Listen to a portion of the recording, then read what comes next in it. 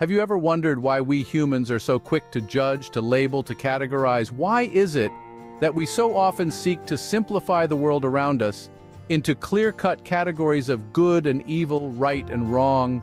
If we judge good and evil merely because some authority proclaims it so, we will be led astray time and time again. It is only when the seeker releases himself from blind trust and uses the key of judgment that he can choose correctly. Black and white reasoning and decision-making always leads to detours on the path of spiritual evolution. Consider the case of religious extremists.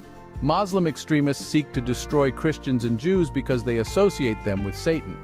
Christian extremists of the past persecuted those they deemed heretics and witches, not for their actions, but for their perceived association with the devil. Or take the example of many scientists and innovators who were persecuted by the church.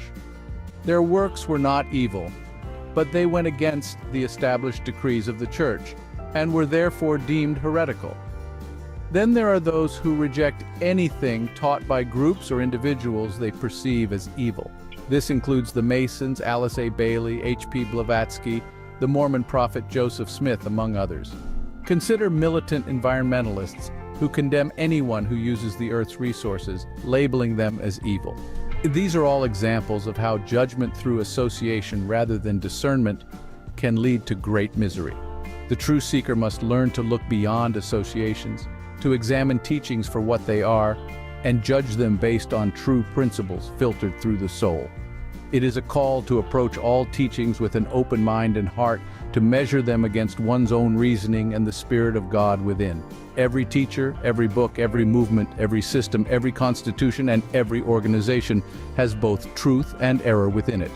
A black and white rejection or acceptance will cause the seeker to find some truth, but he will also digest the error as if it is truth. This will confuse his mind for lifetimes to come. The seeker must learn to discern between the two, to accept the truth and reject the error not based on outer associations, but on inner truth.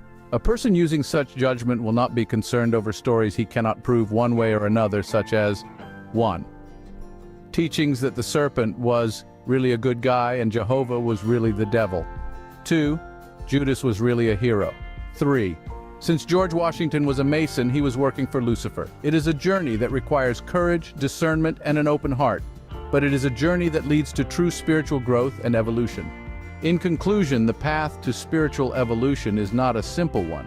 It requires us to use our power of discernment, to question, to seek, and to judge based on inner truth rather than the words of outer authorities. It is a path that calls us to be courageous, to stand alone if necessary, and to continually seek the truth. It is a journey worth undertaking, for it leads to true spiritual growth and understanding.